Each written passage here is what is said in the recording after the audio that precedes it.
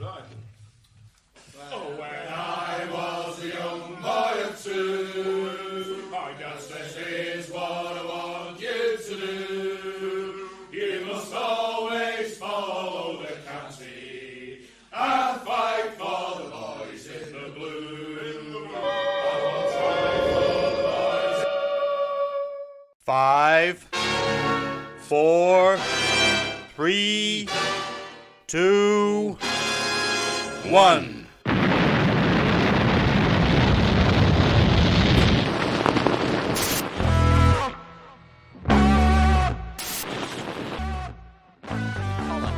the edge of the box is Madden. Madden trying to manufacture the shot, gets it away, it's there! Oh my word!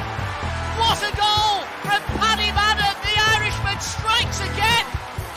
And is that the goal that's going to send Stockport County back into the Football League? I'm sure you just did that to throw me off then. I don't like to moan. I don't like to moan, but I just think I'll be a lot happier as a person when they finally induct Banana Man into the Avengers, to be honest. That's all I'm hanging on for. Hello and welcome to the Stockport County, the show that's just glad everyone got back from Barrow in one piece. We've seen Stranger Things, haven't we? And it could have been a lot fucking worse.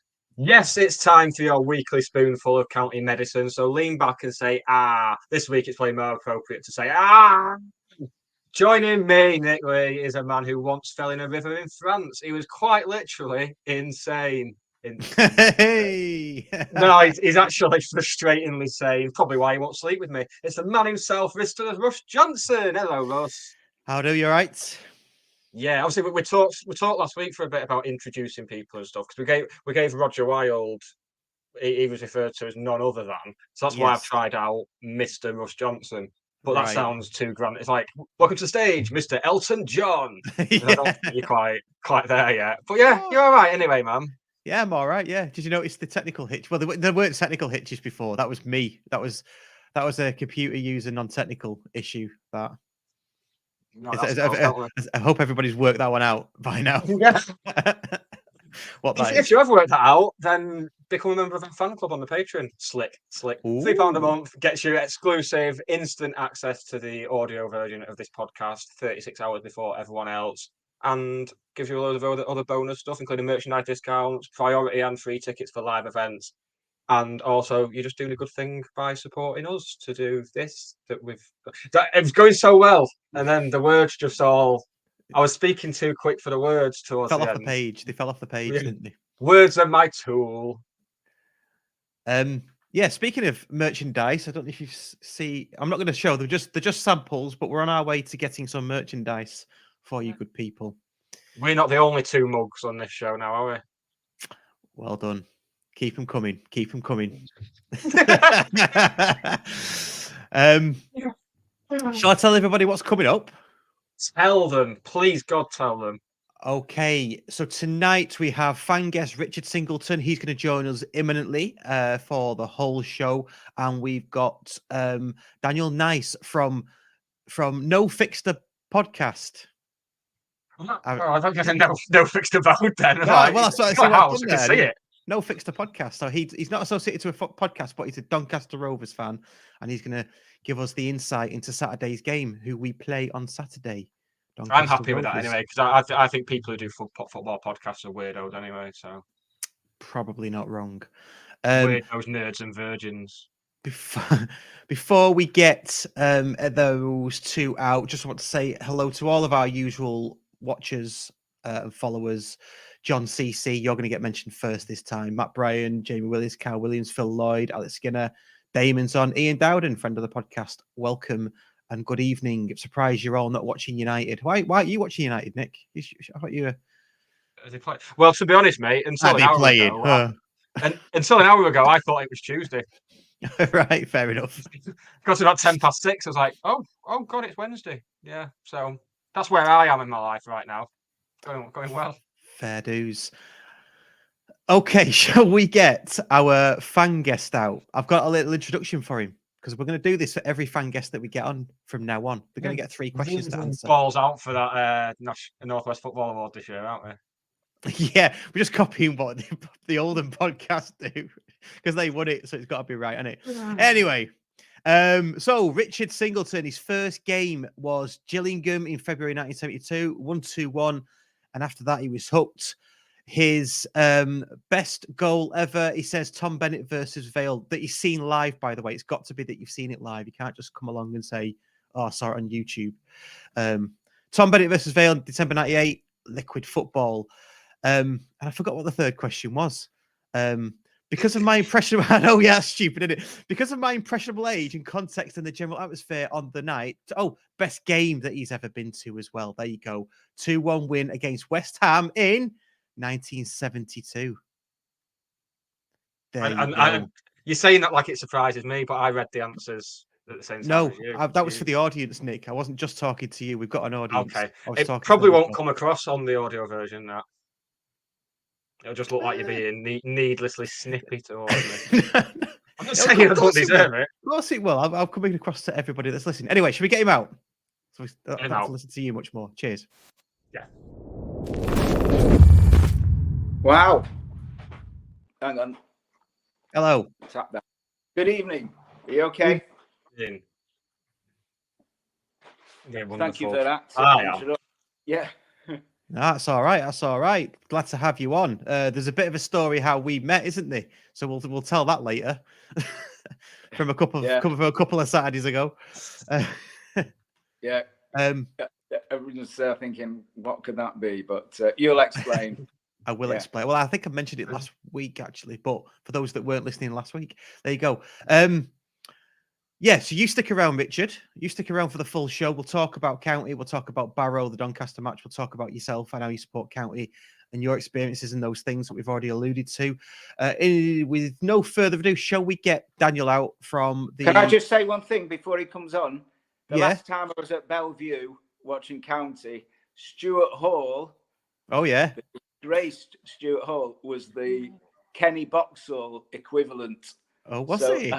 I hope you can bring that up. And I'm going to have to get a charger for my phone. So while you're talking to him, just bring that up. It must have been, it was in the early Bagara era. Right. So I think it was 1-1 or something like that. Anyway, crack on. Good memory. Right. Loving that.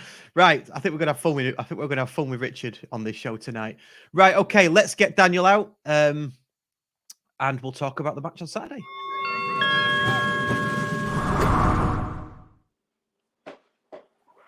Hello, Daniel. Evening. How is everyone? All right, mate. How are you?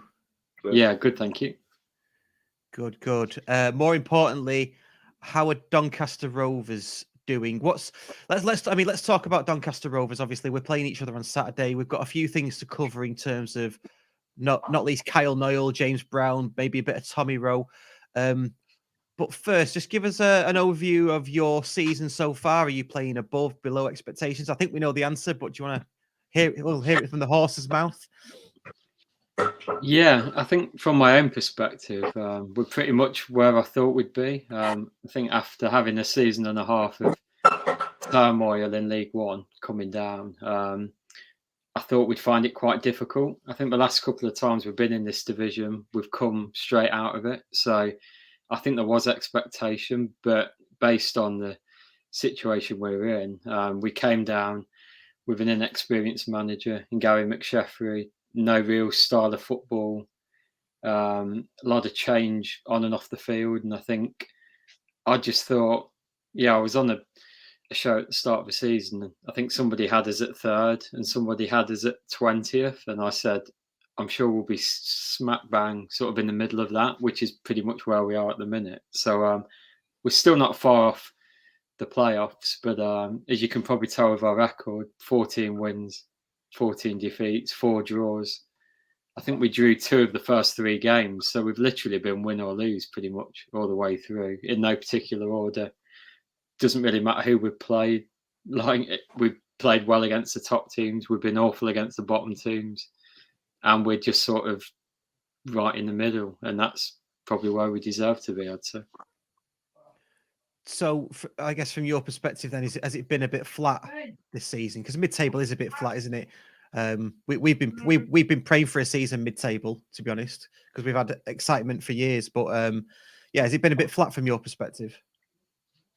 Yeah, a little bit, but I think coming down, because we've lost so many games over the last season and a half, it's like we've seen other clubs do it, and it's if you don't stop that slide, teams like Chesterfield and Oldham and Scunny just down the road from us, you can quickly tumble towards the bottom again, can't you? So from my perspective, we had such a difficult looking start. I think Bradford away, first game, sort of summed it up.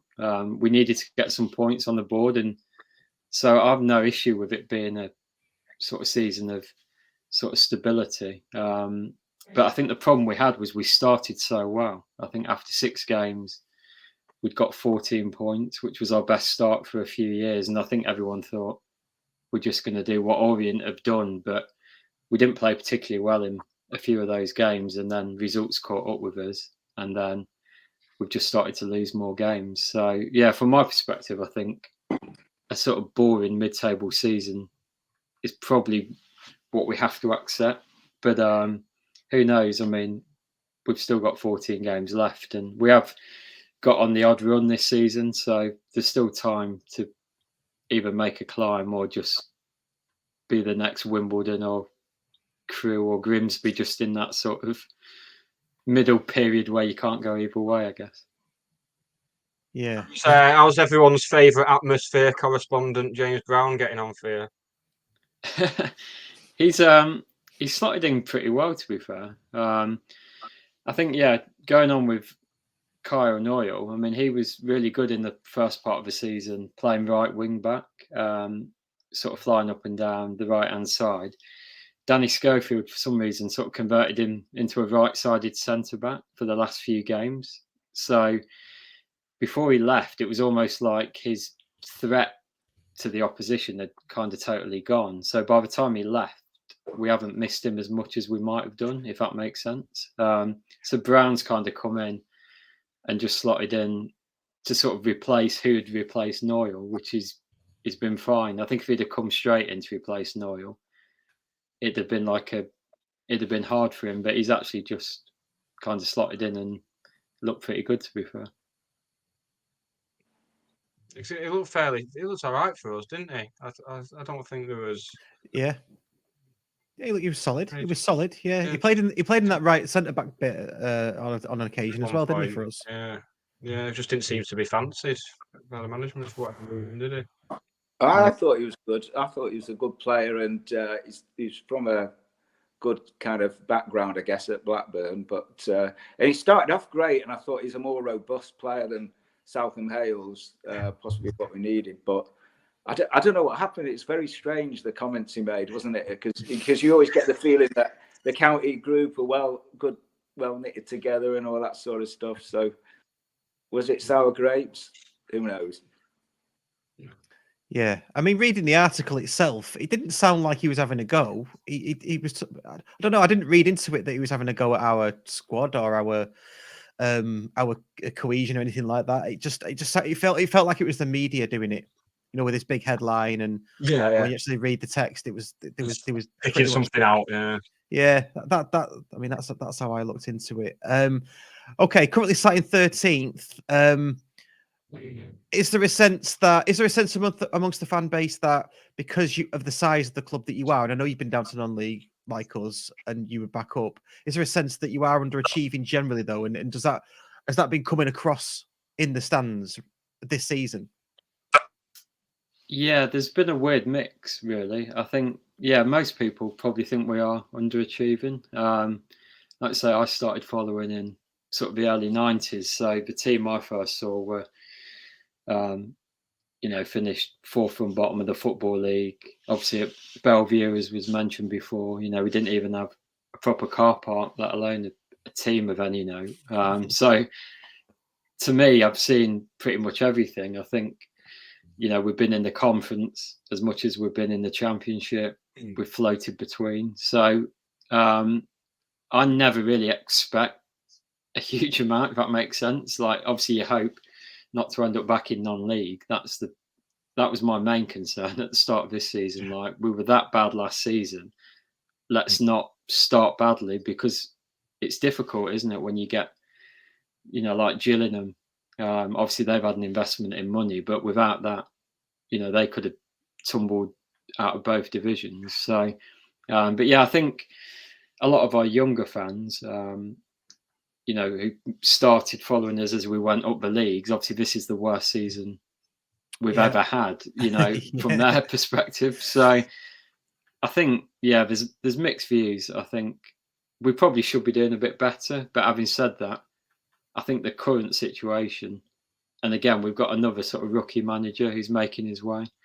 He's trying to play football, which is going to take time. I think at least we've now got a style of football, and I think it will be a long-term plan. But hopefully, McSheffy did his best, but there was just no real style to it. I can't even describe how we played. It was almost like in League One, try not to concede. If you go 1-0 down, make sure you don't get 2-0 down straight away. It was like, if we score, just kick it forward and defend. It was just really, it was a difficult job for him. But I think Schofield, although it's not always going to work, we're trying to play out from the back. We're trying to play a bit better football. And I think at least you can see, with some of the recruitment he made in January, like a better sort of long-term vision for it. But equally, he's not going to win every game and have us playing like Real Madrid, is he? Or, he wouldn't have got sacked at Huddersfield 10 games in to start with. So I'm probably one of the more patient fans, is probably the right word. But equally, I didn't really expect anything other than let's hope we're not having as bad a season as the one before, which is not particularly ambitious, is it? I suppose not, no. I just realised that Danny Schofield is the same tumbled out of the National League. No, it's not. 5 games on loan in 2013, and he was genuinely one of my most hated county players at that time. I think it was it's either him or John Miles who came on as a sub in the game in like March or April, and he had his arms like in his sleeves like that as he was running on, and I just thought, we're getting relegated, we're going down. So thanks for that, Danny Schofield. I've heard his name mentioned so many times in like the last 10 minutes. I've been like, oh, maybe that's him. Yeah. It's quite interesting because he was born in Donny. He was always linked with us as a player, but he never played for us. It was like he was always. I thought we'd end up getting him, like probably when you did then, like towards the end. But I think he does want to play football, but because I think he had a career in the lower leagues, he has quickly realised, A, we're not capable of it, and B, until you get your own players in, it's going to be difficult. So I think he's not afraid to like come and play like a League Two team, if that makes sense. So I think in the long term, it could be a good balance, but I do feel for him because he is trying to change it completely, and that is not easy when you come in sort of 14, 15 games in and the pattern's already set to your season, isn't it? So yeah. Yeah. So what do you think for Saturday then? Are you going to come and have a go, or how do you think you'll set up? It's we've been quite strange away. Like we've played well at times and ended up losing. The games we've won, we've tended to. I mean, it probably sounds quite obvious, but I think we've won every single game. We've scored the first goal this season, so we haven't technically dropped any points. But I don't know. I think we sometimes get caught between. I think if it's at 0-0, we're almost like quite happy with that, and the longer the game goes on, the odds seem to drop more in our favour. Like we've conceded the odd late goal, but I think our record late in games is quite good. A bit like the first game, which wasn't much to go on, was it? Because there was that. I thought it was a harsh red card. I'm sure you probably did. If I did, absolutely, yeah. It looked a bit of a strange decision, but yeah, we have had that knack of, if we score early, we've been quite good at defending that, and the longer it goes on, we've nicked games. But I don't know if we're in the position where we have been win or lose, but I don't know if we look at it, you keep with that approach and you hope you win enough games, or whether we think, because after Saturday we've only got 3 games against teams that are above us and 10 against teams below us. So I don't know, do we think we've got Salford coming up? If we got a point against yourselves in Salford, but we can beat some of these teams below us, we wouldn't be out of it. But we're 7 points behind now. So, I mean, it might as well be win or lose, I think, from my perspective. But Yeah. Yeah, and I think that's it. I think that's a danger for us, and we'll talk about it later ourselves. Once well, not behind your back or anything, but once you've gone, you know, and we'll talk about it later about that. Okay, cool. So let's think about wrapping up then. So, give us your score prediction then for Saturday. yeah, it's a tough one. I think, as daft as it sounds, for some reason, I do think it could be a draw, even though we haven't drawn a game for so long. I don't know. I think because we have won every game, we've scored first. That's bound to run out at some point, and we are due to score the first goal. I think the last few games we've conceded first, so it might be one of them that if we do score, we're perhaps not quite good enough to hold on. But I don't know. It could be anything from. We've had some real horrible 3-0s away. It could be something like that if you score early, or the longer the game goes on. No real score would surprise me, but weirdly there are quite a number of connections, aren't there, with Noyle, Brown, like say Tommy Rose just come back. Yeah, I mean, he literally plays everywhere. It looks like he's left wing back now because our left wing backs got injured. I mean, Tommy's just wherever he has to play, he plays and does a decent job. So I don't know, if I had to stick my neck out, I'd probably go for a 1 each, but it wouldn't surprise me if we get hammered, or equally if we sort of nick a 1-0. I think nothing would surprise me, to be honest. fair dues. One final question that I'm not allowed to ask, but Nick can. Yeah, what we're looking at in terms of, I could just read the question. I don't know why I'm trying to phrase it. I could just, no, the question's there. You can see the question. So many tickets.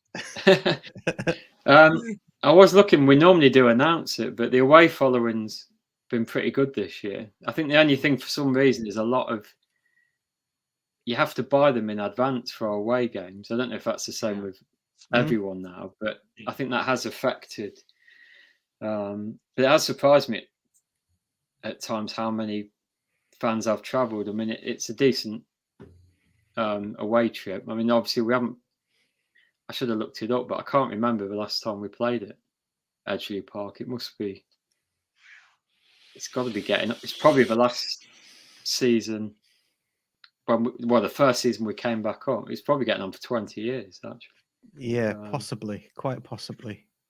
So I think there'll be a decent crowd, but yeah, the atmosphere should be quite good, and hopefully we, like you say, I think we might as well come, and there's nothing really to lose from our perspective other than even more ground. But I think we're far enough out of it for it not like we lost to Bradford last week, but I think it could have been 0-0, but for the sake of both teams, it was better that one team won. Obviously, you hope it's your own team, but I mean, you look at Walsall, who just seem to draw every game, and they're just you don't get anywhere, do you? Whereas if you do win 3 games, you can go from 15th to 7th. So yeah, I'd probably rather we carried on doing that, although it's not good.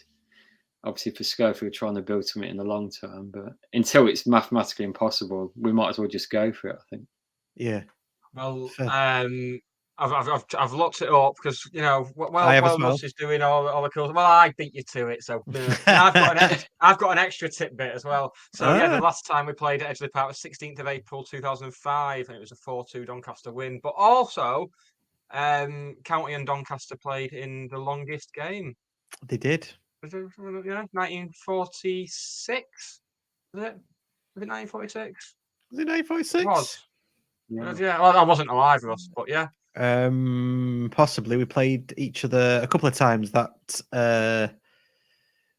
year. That's how it normally works. Yeah. But wasn't that a cup match though, Nick? So don't. But I thought it was. But according to this thing from the it was a 3rd Division North Cup match. First game was finished 2 apiece. And then there was a I'm assuming a replay, and after extra time, after first game finished 2-2, as did the second, and then no goals in extra time, and it continued. After a little under 3 hours, County got a winner, and then it got disallowed for handball. And 203 minutes it was in total. That's don't want that one. Mind you, the way some of the referees are, Probably the same. This time. It sort of feels like this sort of game that should have happened most seasons, yet we haven't really played one another. Like, I mean, I completed the 92 again earlier this season, but like Stockport was one of the last grounds I visited on that. I didn't go to that 4-2. I'm trying to recall that season. 2005, yeah. So good stuff. We were starting to like go on our way down at that point, weren't we? I think. Yeah. I think we're going opposite ways again by the look of it. I think you're nailed on for the top 7 and possibly even automatic. And we'll probably miss out this year, but I think it's such an open league, isn't it? There's so many.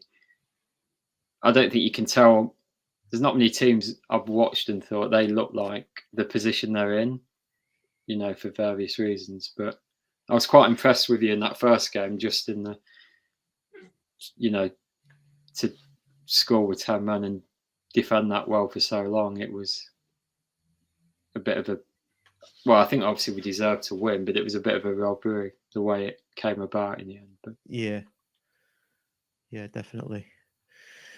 Good stuff. Right, Daniel, thank you so much for coming on. I really appreciate it. Are you travelling to Edgeley Park on Saturday? Yeah, I'm hoping to, although I haven't got a ticket at the minute and my time will be running out if I have to get one before. But I'm hoping to get up on Saturday. Good stuff. Well, enjoy the day, but hopefully not the result. Cheers for coming on, mate. Appreciate it. Speak to you soon. You're welcome. Take care. Okay. Cheers, mate. Right. Bye.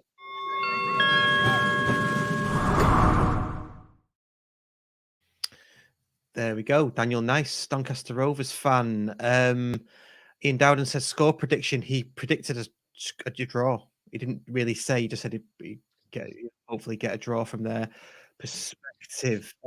Richard is having technical issues, huge technical issues. So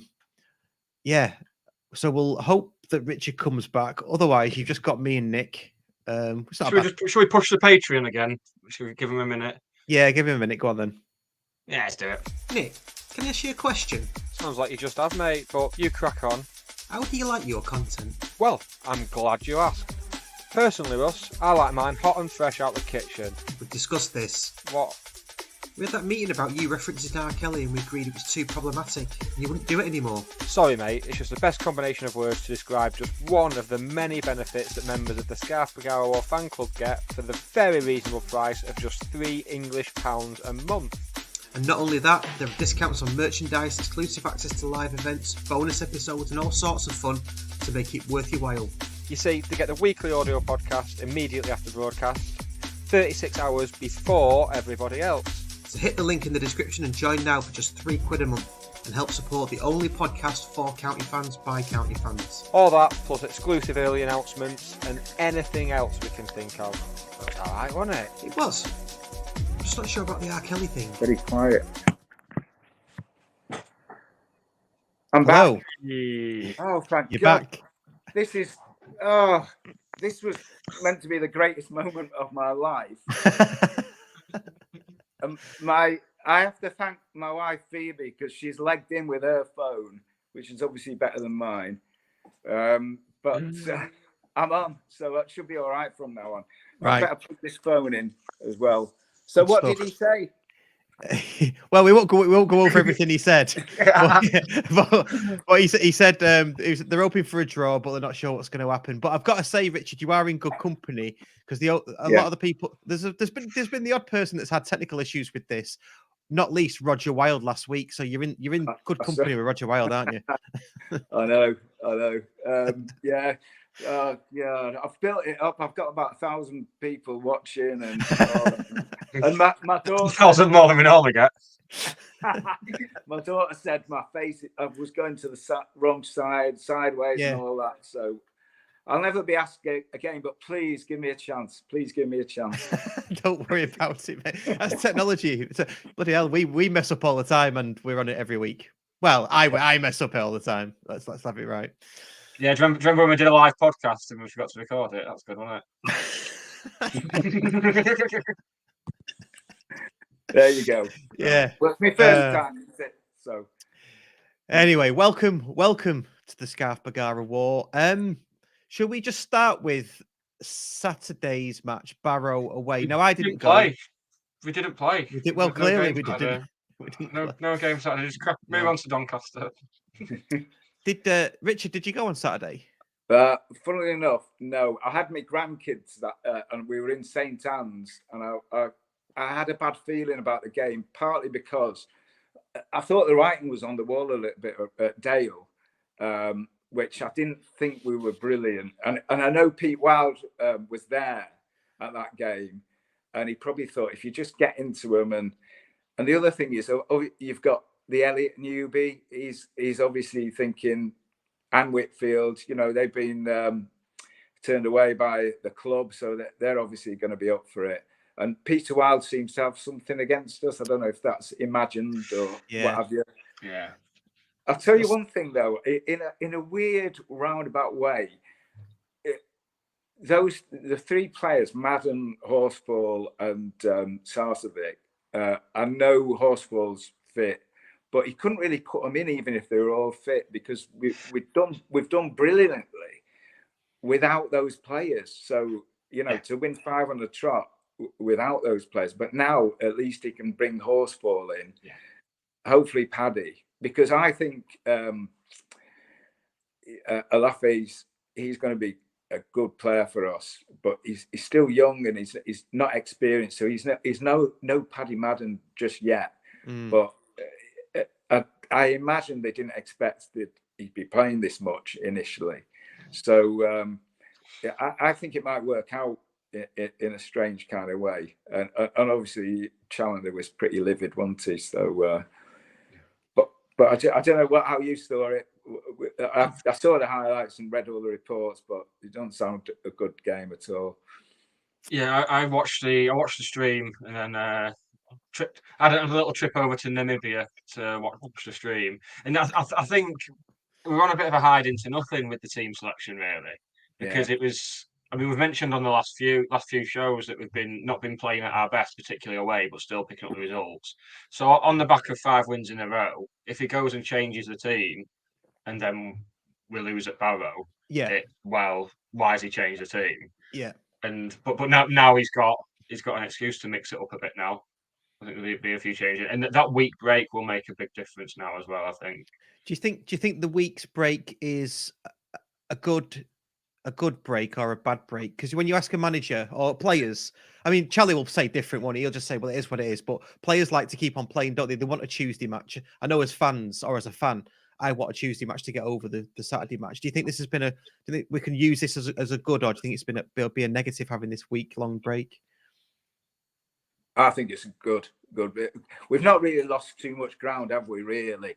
And just get them back, because they looked a bit tired at Rochdale. As I say, I didn't see I only saw the highlights of the Barrow game and what people said, and and the thing is, the demands on players over a season they are massive. You're going to have times when they're not playing brilliantly, and that happened last season, towards the end. And I always think at this stage of the season, the games, the quality is never quite as good as the start, when everyone's kind of fresh. And obviously we were losing, but other teams were fresh. And I'm not saying we were losing every game, but we weren't playing brilliantly. But I just think it kind of tails off a little bit, the quality of the games. So I don't know if you think that, but playing Saturday, Tuesday, big crowds. So the opposition is always lifted, I think, when they play us, that sort of thing. Yeah. Yeah, definitely. I think our strength in depth will come to the fore now, won't it? Because, like you say, I totally agree with you. You can't put those three back in. I mean, I'm not sure they're all actually ready yet. I know Horsefall is, but you can't put those three back in a winning team because you obviously, like you say, hiding to nothing. So I think they will come back now. The comments are coming in. Please do get your comments in, and we'll put the well, I say the best ones up. We don't always put the best ones up. Funniest sometimes as well. But people are agreeing here. So Andy Baldwin says they look tired. Probably go with that. That's how I feel when I have to go to Barrow. I feel tired. Well, yeah. You just get off the train, you're like, oh God, I'm knackered now. Yeah. Ooh. Oh. But yeah, something about Pete Wild as well. He has got some sort of hoodoo on us, hasn't he? Because he's beat us. He's a gimp. He's such a gimp. Do you know, I watched him on he was on the Boundary Park alert system a couple of weeks ago on their phone-in, and he was all right. I liked him. But I don't like this new thing in lower league football. This Performative bullshit. Yeah. Yeah. Have you seen this, Richard? Where at the end of the managers are punching the air at the crowd, at the fans and stuff. Yeah, I've not seen it. No, Pete Wild's done it. Well, as someone pointed out, he did do it at the previous game that he'd won as well. I think it was Bradford, was it, or something? And it's probably just something we've invented. The persecution complex that we have. Because I had a theory that everyone was out to get us no matter what, to stop the rise of Stockport County, which I bore my two colleagues who come to the matches with me about, that everyone's out to get us FIFA. And that was more to do with the sendings off at the start of the season, where particularly the Southam Hales at Doncaster, which was ridiculous, wasn't it? And suddenly we never get players sent off now, so I don't know what's happened. Weird, jinxed that now. Hey, you've jinxed that now. That's it now. The referee's gonna have a shocker on. I thought we were going to get a player sent off Stevenage before the game. The way they were talking about the way Stevenage play and the manager, and I thought, and surprisingly, they weren't that bad. I didn't think. No. Do you know what I mean? No, they weren't. I was expecting terrible things. Yeah, and they weren't too bad at all. So, but I can't remember what I was talking about. Can you? Fair enough. No, this is what we do every week. This is what we do. We'll start talking about dancing unicorns in a minute. Don't worry. Andrew Hopwood says, I'm not going to put it up, but he does say the punchy thing. Pete Wild does it all the time. He did that when he played us. Yeah, he did, but it started to spread now, hasn't it? It's the Klopp thing, isn't it? I don't think Klopp started it. I don't think he did. It seems genuine with Klopp though, because he's quite an intense character, isn't he? Yeah, but what I think Pete Wild looks like a little Lego man. Well, what annoys me about it is Steve Evans has started doing it. There was somebody else doing it the other day as well, and I just think you've won a game of Division 4 football. Come on. Charlie did it at Hartlepool when he was at Hartlepool as well, but maybe it's just like what did they? That's when they won promotion, though, wasn't it? He did it in League 2 as well. I'm sure he did it in League 2 as well when we were winning games in League 2. Yeah. Do you know what? We should go back to the days of Alf Ramsey when England won the World Cup. Just a brisk handshake. There you go. That's what I like. Yeah. A nice cup of tea. Yeah. Yeah. Well done, sir. Yeah. Well, you watched the big match revisited, or the old match of the days when they all scored. They literally like put their hands up or something, and then when they walked back, everyone shook each other's hand, didn't they? It's like, oh, yeah, Sally her, thank you. Our best one of that was Kilner at Main Road, wasn't it? When we beat them. Because he really did the full Pete Wild for that, but rightly so. And that's what I mean. So if the circumstance calls for it, I'm happy with that. And this is my opinion, by the way. If the circumstance it calls for it, great. But beating Stockport County 1-0 at home in a Division 4 match, I'm not sure that warrants fist pumping. It's funny with clubs like Barrow, though. Well, yeah, that's it. We're such a big scalp. This goes back to what you're saying, Richard, about everyone wanting to stop us. The whole world wants to stop us. But it makes me laugh with like people like Pete Wild and Steve Evans, because the camera will be on them doing it. Then the camera pans round to the fans, and it's just like 20 people and the dog. At least we don't have that. But I remember you said last season that when we were all on 10 hooks, but then we started winning all the games, and you said only Putin can stop us now. Yeah. That sounds like Nick. I'm glad of all the things I've said on there that gets remembered. I like that. Yeah. I'm sure Putin had a wry smile when he heard about that. I'm sure he was.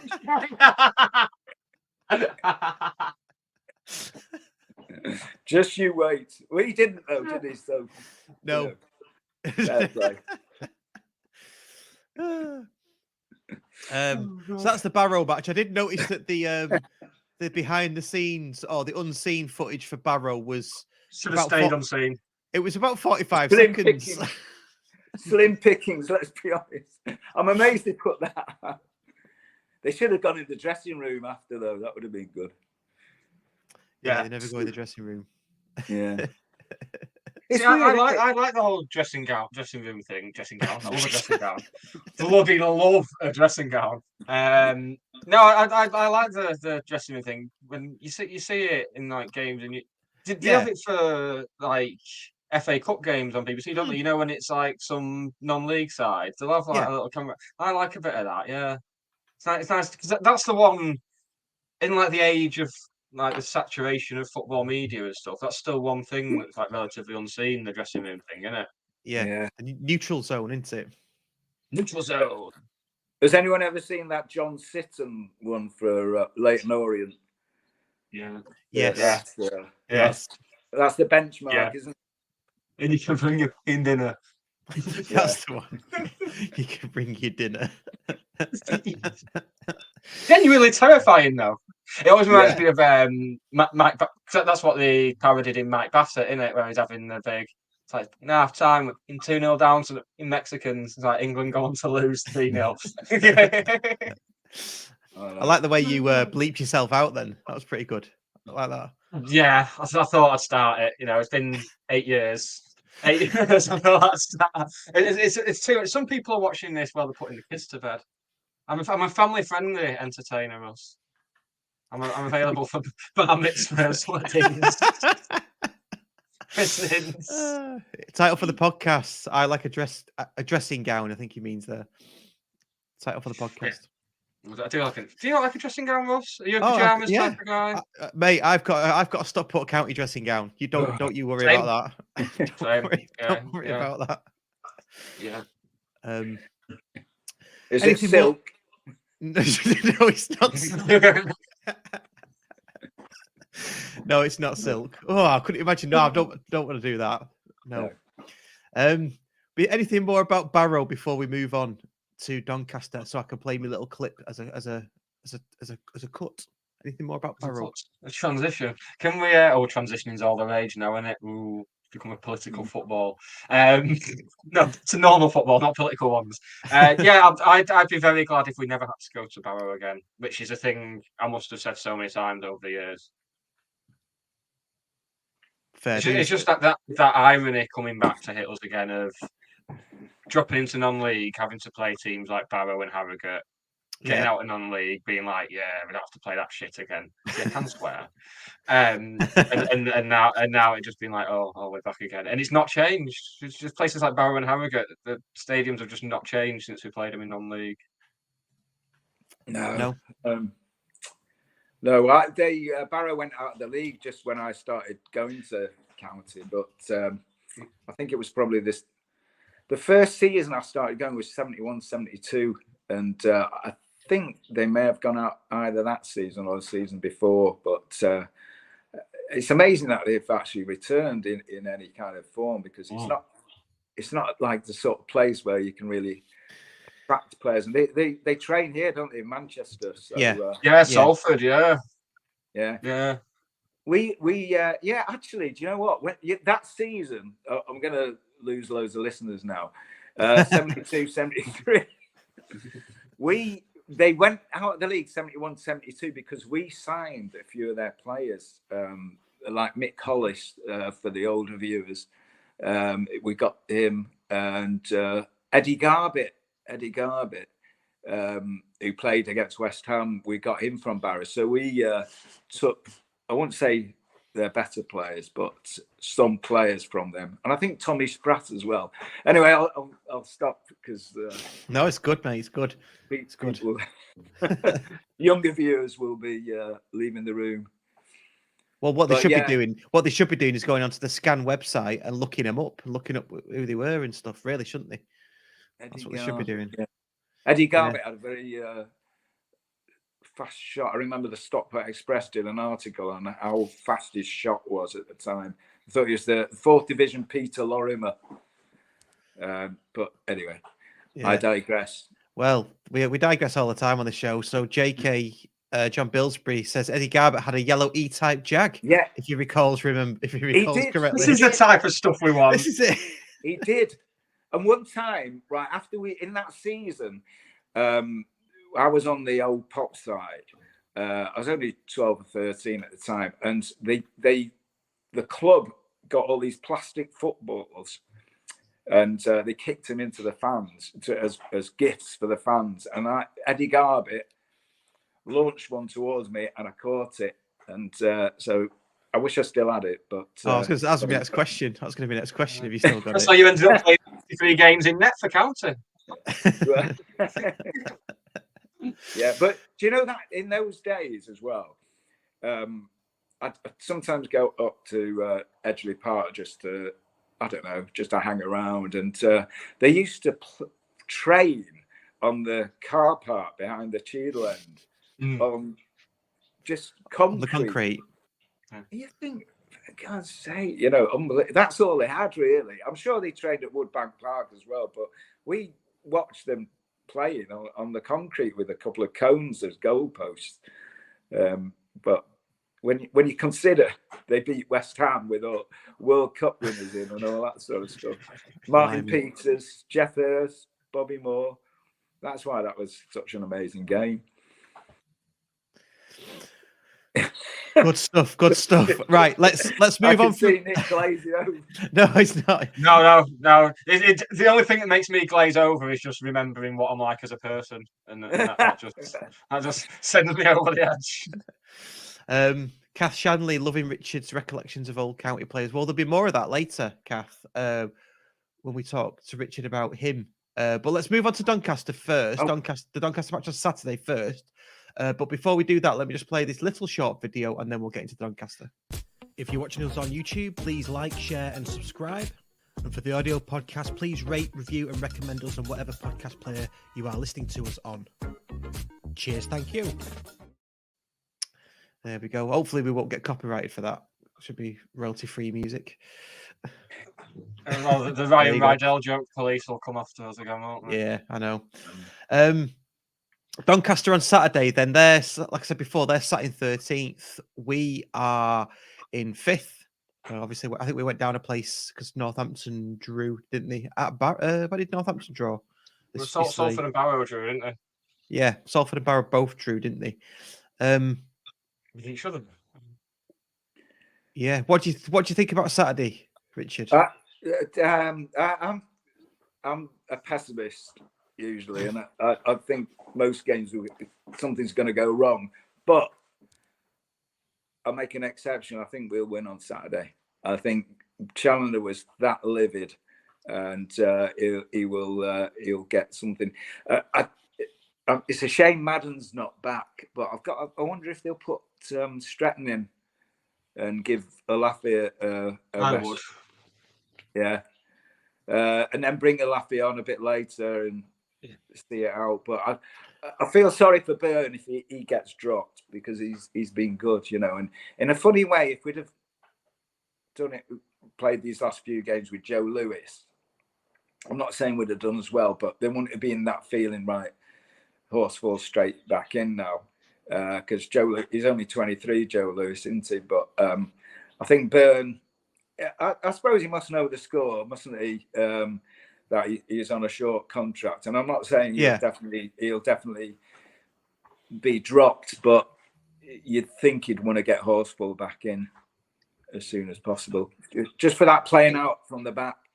Yeah, that's it. I think if Horsfall comes back in Saturday, and then it's clear that he's over his injury and everything, I won't be surprised to see Lewis go out on loan, maybe to National League before their window. Let's send him to Notts County. Let's just send everyone who's not playing to Notts County to try and get on that Wrexham documentary. That's it now. I'm playing a couple of games for Notts County, in case you were wondering. I'm going to be turning up for them. Yeah, that's what they need. I'll just do anything. I think we'd rather you went to Wrexham, to be honest.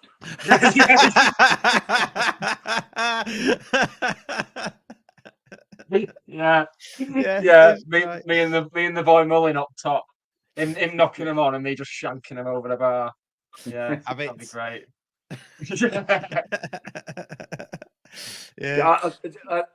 Going back to Saturday, I wonder if Friday will start, give Hippolyte a little bit of a rest. I'm not massively sold on Camps just yet. I think he's okay, but you do wonder, he's like Lemonade Evans or whatever his name is. He never got a chance, but if we persevered with someone like that, would we have got something out of him? Because I watched some footage of him scoring a hat-trick against Notts County for Torquay. And I know it's in the National League, but he looked a player. He looked a good player, but obviously Challenger didn't fancy him. But the Crowsdale, he's played a lot of football, hasn't he, for the last 2 seasons. I just wonder if we didn't do well, did we, at the start of the season when he wasn't playing? But does he need a bit of a break? I don't know. He's going to make some changes into Challenger. Yeah, I think if Crowsdale does drop out, it'll be because he needs a break. Yeah, but we've got Davenport now for that position, haven't we? And he looks a quality signing. Yeah, can't disagree with any of that. I mean, I think there will be changes. It'll be harder to get 11 out of 11 on FanHub this weekend. Let's just say that. Even if you've got a super sub and a poacher, I think it's going to be difficult. Are we agreeing then that there's no Madden and no Sars back this week, or is Sars in contention? Seems that way. I mean, Sars was sat. I think he was sat on the bench on Saturday, but he wasn't on the bench. He was on the bench, but he wasn't on the bench. There's a paradox. But no, he wasn't in the squad anyway. He's hovering, isn't he? Yes. Yeah. But yeah. I think Challenger really rates Sarcevic. There's no doubt about it. And the other thing is with those three, Madden, Sarcevic, and Horsfall, particularly the former two, they've been and done it. They've got promotions, and they are absolute key players for us. And we've done amazingly well given that they haven't been playing. So I think those three, as we get in the run in the season and all that, Challenger will be just wanting to use their nous and their experience just to hopefully see us over the line. But I'm quite optimistic. I think we'll make the playoffs. But I have a sort of a theory is that if we don't go up, it's not the end of the world, because I think if we kind of rush through the leagues really super quick, you get to that ceiling where it suddenly becomes right. You won't get the club will have to adapt to that, won't they? Say we get up to the Championship, which would be fantastic, but then suddenly you're just going to stay up, aren't you? Yeah, so you talk about all the things that's off the pitch stuff, really, where that needs to sort of grow in line with it, doesn't it? If you go too quick, that falls behind, and vice versa, really. If we don't meet our targets, I mean, I know they're going for promotion, but if we don't meet it in certain time frames, then the off the pitch stuff grows, and the team doesn't, and then eventually you've got a white elephant, haven't you? Sat there, I mean, I think we'll be top three. We'll finish in the playoffs minimum, but I still think we'll finish in the automatic places. But then if we are to go up this season, I think it'll be 2 or 3 seasons in League One. Yeah. Whereas if we weren't to go up this season and then get rid of the trim and streamline the squad a bit in the summer, get rid of the players who aren't going to be contributing. Have a bit of a leaner squad. Know from day one of the season what your best team is going to be and everything, like we didn't this year. And then I think it could be 2 successive promotions from League 2 to the Championship. But it's no biggie if we don't go up this year. And I know that was the aim at the start of the season, but that sounds very much like I'm like, oh, I didn't fancy her anyway. But I said all along, I think we'll go up anyway. So and you can check back. Do we get more money for being in League One than in League Two? Because the leap from National League to being in the league is massive, wasn't it? I think we got 90,000 for being in the National League, and we get about $1 million for being in League Two. So does it go up again in League One? I think it does, yeah. Yeah. Not sure how much or whether it's significant change, but yeah, I think it does go up. If anyone wants to comment, if they know anything, then let us know, and we'll put the still not much in the way of TV money though. I think Sky have only shown like 2 League Two games this season, and they've both been Salford. I wonder how they landed on Salford as the team to pick. It's a weird one, isn't it? That's it. Yeah, they call it the EFL, and it's 99% championship matches, isn't it? Yeah. Yeah, same really. I know there's obviously iFollow in it, and for the clubs that haven't got iFollow, we've got our individual streaming thing. But sure, well, they're all over these clubs when it's FA Cup time. They're absolutely all over us all. But it's mad that we've been on telly more in non-leagues than we are. It's the weirdest thing, isn't it? The National League, we were on. It was like Coronation Street, wasn't it? It's just County are on the telly again. But I thought the coverage was brilliant, and and we came across well as a club. You know, the crowds and all that sort of stuff, and it did wonders for us. And then suddenly you get promoted, and you're not on anything, are you? No, radio silence, isn't it? Yeah. I wonder when BT are going to get to that point this season, because they've still got this pretense now. They will show like Wealdstone against Gateshead on a Saturday night or whatever. But we're getting to that point now where they're going to have to just start showing Salford. Sorry, not some Wrexham every week. That's Do you know when last season? When they have that Easter Notts County v Wrexham game, I'd love it. I'd love it if they showed Wealdstone versus Eastleigh. Right.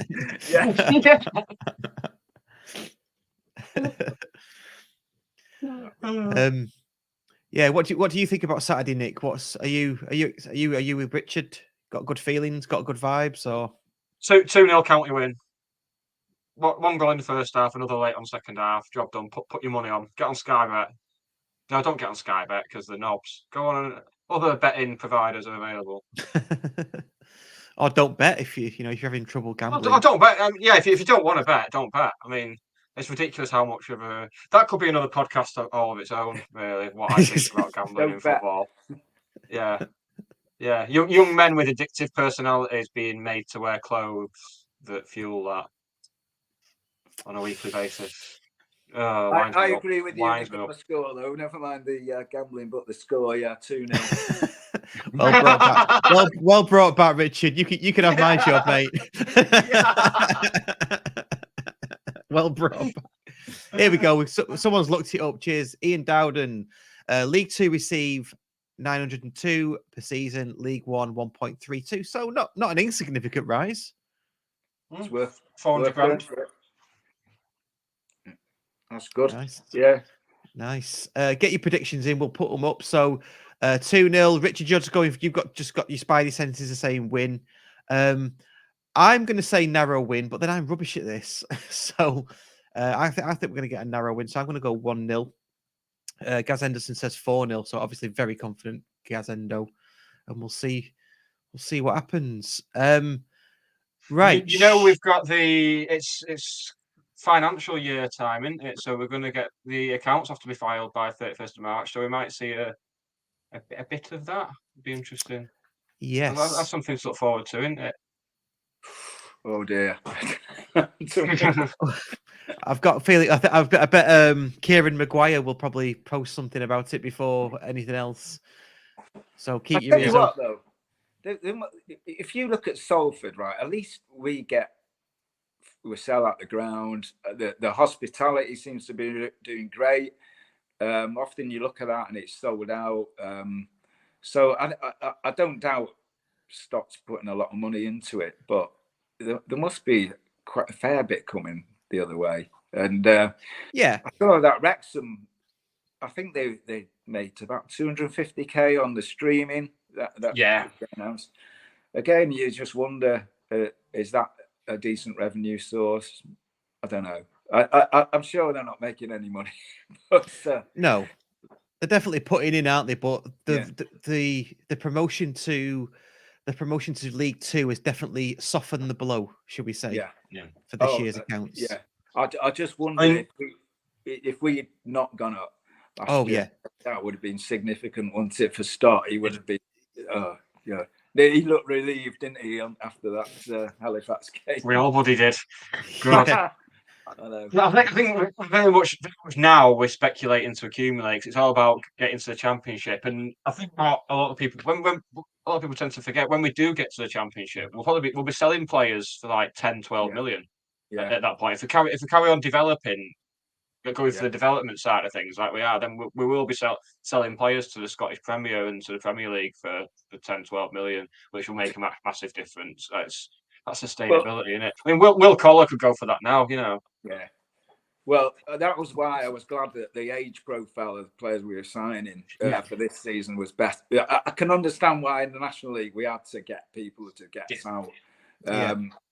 Even, I don't know, Rooney to an extent, although it wasn't particularly successful, but it was just means to an end, and it paid off. I mean, Madden was a masterstroke signing, really, when you think about it. But now we're getting these younger players. Someone like Joe Lewis, I'm not saying he'll make it, but it's the right sort of player to get. Because otherwise, if you start trying to sign that fella from Notts County or whoever, they were signed when they weren't necessarily that great. So we have to get those players that are just on the cusp of being great and do it that way. I wasn't comfortable with Shimenga and all that sort of stuff. I just thought, I don't know. When do you think we'll start dipping into the academy? And do you think they're ready? I don't know. Because it feels to me like the academy is a long-term project. They're probably not incubated enough, and we've not captured enough talent yet, and they've not sort of incubated enough yet. But that'll be interesting when they start coming through, and what sort of talent we can bring through from there. I mean, Jim was great for putting players on for their debuts and all that sort of stuff. Even sometimes very crucial games, you know. I don't know. Cody Johnson is definitely a good prospect. So he's been doing well out on loan at Banbury as well at the moment. But should be a decent time of it. Yeah. No, it's all going well. It's all going well, isn't it? I mean, the thing is, you can moan about stuff and games but if you take a few steps back and if you look at it from the perspective of someone who doesn't support County, they probably think, oh, that's everything's going great, and it is really on and off the pitch. So we should all be happy. I'm sure we are. Yeah. Oh yeah. If you'd have come even on Saturday, there wasn't much grumbling. I don't think. I didn't tend to. I saw more people on message boards and stuff grumbling about people grumbling about non-existent people grumbling. It's weird. It's like, oh, what are you all moaning for? It's like, we're not. There's no one's moaning. Same in the Facebook group as well. I saw someone. I mean, I won't say her name because it might embarrass her, but she posted something saying, oh, 1-0 defeat. Ah, well. And then someone replied saying, oh, well, shows how much of a fan you are. I thought, well, no, it happens, doesn't it? It's happened to every football club since the dawn of time, and it'll happen again. Just one of them things, isn't it? But yeah. But you know what does grind my gears though, Nick? When we lose our first match in 6 or 5 on the spin, whatever, and we lose against Barrow, that people just reply with, that was rubbish. Shit, should have never have lost that. It's like, have some context. I know, but I'm going to say something now, and people will reply with something else that I've seen. But 4 years ago, we're playing semi-professional regional football. I know we've had investment and stuff, and people will say, yeah, but you can't say that because it knows no, blah, blah, blah. But just have some context about it. It grinds my gears when people react to something, go, that was shit, rubbish, pathetic. it's a disgrace. It's like it's 1 defeat in 6 or whatever. I do think there's a reason why they're posted on message boards and not working for a football club, because I love the fact that some people post as if they're the seriousness of the post about their players, as if they know more than anyone else, and this player's rubbish, and this player, and they should do this, that, and the other, and Challoner's got it wrong, and all this sort of stuff. And you think every game you've got is like a chess match, isn't it? Like the opposition in this league, they're all good. Most of them are decent managers, and sometimes you get outfoxed. And that's what happens. But I'll tell you what, Richard, as a fellow yellow border, I know exactly who you're talking about there. Is it weird that as soon as you started saying it, I'm like, I know who he means? Yeah. It's just that when a player has a bit of a bad spell, a couple of bad games, that's it. There's a reason why they haven't made any progress in their career, or why they've not done this. And he's had a couple of bad games. That happens, George Best used to have bad games. It just happens, The ones when he was sober, mainly. Yeah. Oh, by the way, when he played, I saw him play for County. By the way, I went to those games. Excellent. Oh, nice. Yeah. So, in fact, it's a good time to come on to you, actually, Richard. Now, so that's why I did that. Yeah, and you know what? This is it. He's going to be doing his own podcast next week, isn't he? I can see it. He's better than us. He's obviously watched this show for so long and thought, right, I won't do what they normally do. I'll bring a bit of slickness into it, and it's good. I like it. We might try this in future, Russ. I know. Apart from the technical stuff. yeah. Nah, technical schmechnical. Oh well. Why don't you talk about how you two met before? Because you teased it at the start, and I can see the county nation is gagging to know. just so I can take the piss a bit. Yeah, go on. Do you want to say it, Richard? Do you want to tell? Well, I was a bit drunk, so. I was playing in a band. We were playing at the Crown in Bredbury, which is a big Man City pub, and our band was playing, and there was a big coach load of City fans come back from Nottingham, and I'm there, and I thought I usually try and get a county mention in at some stage, and then I looked over and I saw this handsome looking fella at the bar. I wasn't there. I wasn't there. And I thought I recognised him. I'm sure. And then it dawned on me, it's Scarf Bagara Warman. So I called it out inside. And a couple of City fans did boo when I started talking about County, but most of them were okay, weren't they? We got. That's just coming to help you out, innit? Yeah, exactly. That was it. So I went over, I introduced myself, and then you invited me on the show, and this is it. So did you enjoy the gig, Russ? Oh, I thought it was brilliant. Yeah, I think when I came in, you did a David Bowie song straight away. As soon as I came in, I was like, yes, I'm liking this. Because we were kind of scratching around for somewhere to go. Honestly, we didn't know what you were on. We'd never been in the Crown before, but we lived around the corner. And we went to Stockport, and the market had a water issue, so none of the pubs were open. They'd all shut because they had a water issue.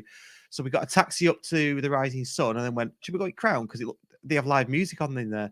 Walked in, yeah, and then if your first song was a David Bowie song, and I said to Claire, we're staying in here. So yeah, you really enjoyed it. Really worth watching. Is it the still? The still? Yeah, that's right. Yeah. But we started at school, funnily enough, back in 1978, 77, wow. 78. But when there's one original member from then, Pete, and when we had kids and all that, we stopped playing, and then we started playing again. And but we thought we'd do covers and just do it for the fun of it and all that, because we used to do original material back in the day. But anyway, this is not a music podcast, is it? But it can be. Oh, we love it. I love you, mate. Yeah.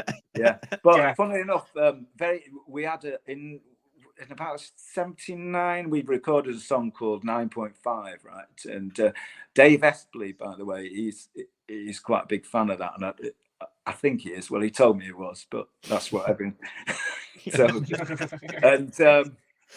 So John Peel played it on his show. Wow. Which was a highlight. It was downhill from there, but we played the Deeply Vale Festival and we were still at school when we played this festival.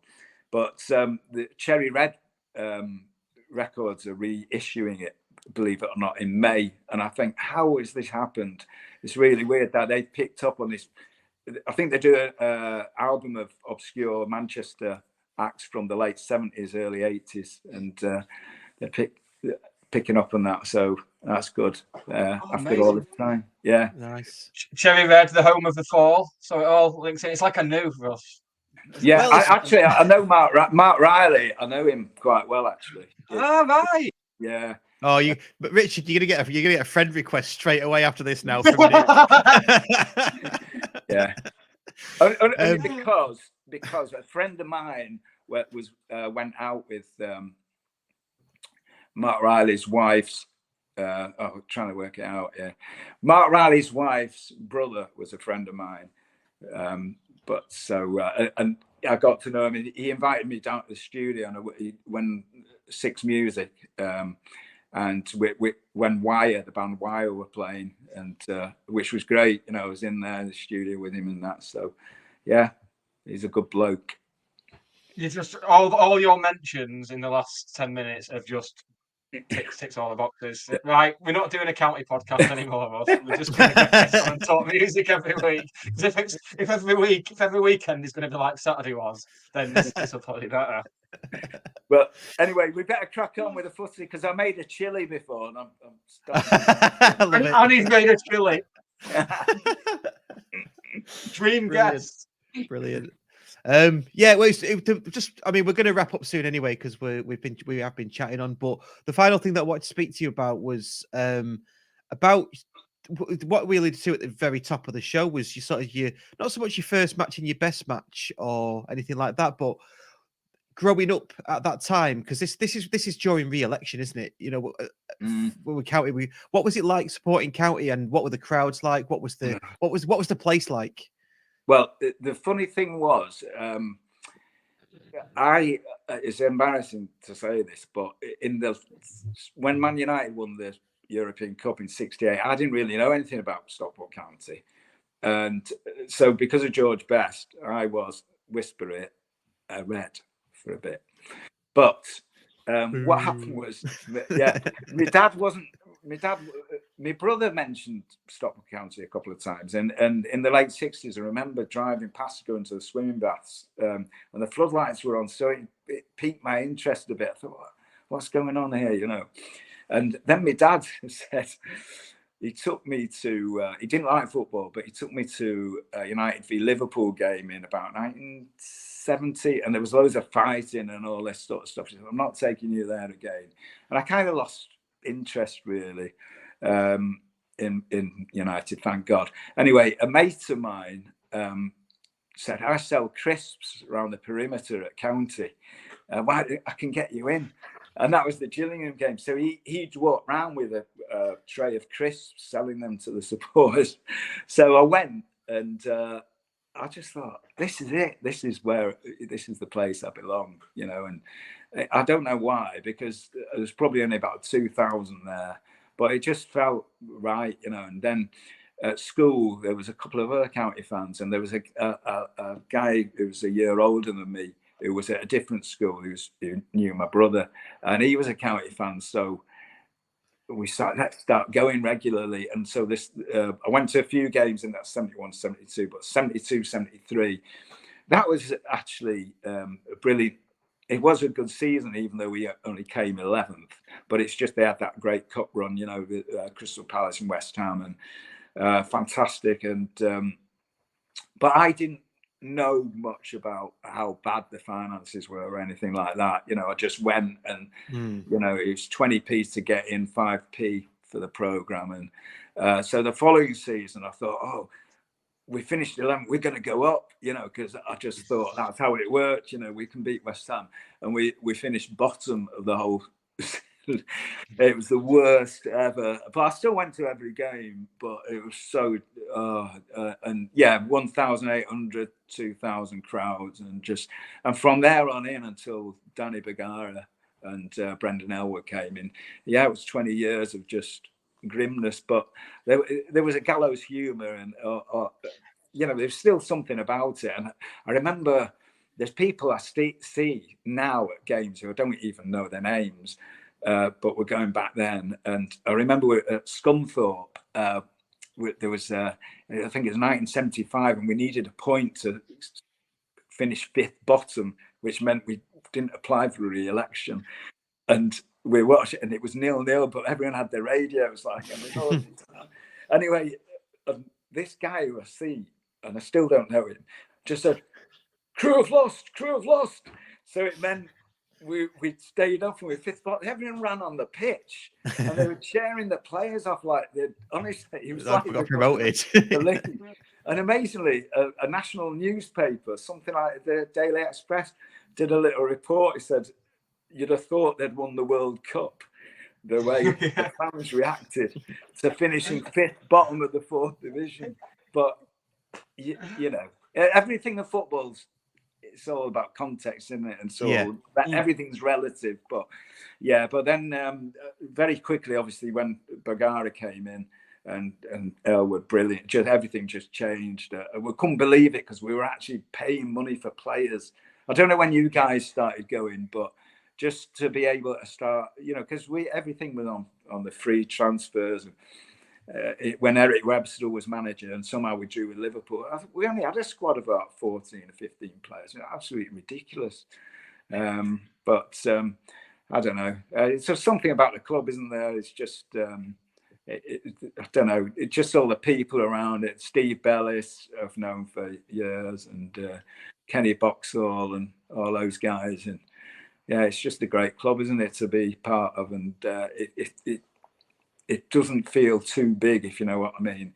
It feels if you want to get involved with it, you can do, which is good. Yeah.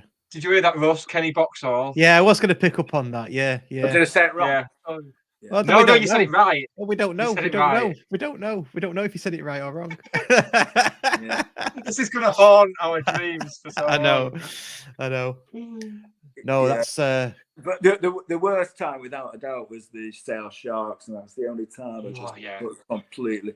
I started missing games. I thought, and it was just dreadful, wasn't it? But I don't know. There was even a time where I thought, I just hope it all goes to pieces, because it just seemed to be no hope, and it just was. But when they went and Bellis came back and all that, I just thought, it was a chance now. But yeah, it's been a hell of a that we've done the Dark Day series, haven't we? And I think we covered it from 2005 when Kennedy came in. And then came in, didn't it? well, was it 2005 when he left? I can't remember. 2003 that he came in because we just dropped. Yeah, we got relegated from the Championship in 2002, and it was a year or two after that he came in, I think. Yeah. So anyway, it was we charted it from when he came in to, and we say that it ended. The Dark Days ended in our context when Steve Bellis and George Hudson came in. That's right. Yeah. So I think that's right. Yeah. Bellis is. I used to go to the supporters club dues at the Bungalow in the 80s, which he used to host with Kenny Boxall. Not many people went, but his energy and everything and all the things he'd done is fantastic. But it's all good though, isn't it now? Well, it is now, isn't it? We've come through a lot, haven't we? Even I know it must have been bad in the 70s and 80s applying for re-election, but that time under not having a club, seeing the pictures and all the stuff from the Cheadle in skips and things, that must that's the club shop being in a box around the corner, it's horrible. But yeah, we're all good now, though, aren't we? So I'll tell you one very, very, very quick story though about music because after in the 90s, 80s, 90s, I did quite a lot of songwriting for people, but I was the unlucky elf of music because I had things like Yaz. Do you remember Yaz? She recorded a song that I'd written. I thought, this is it.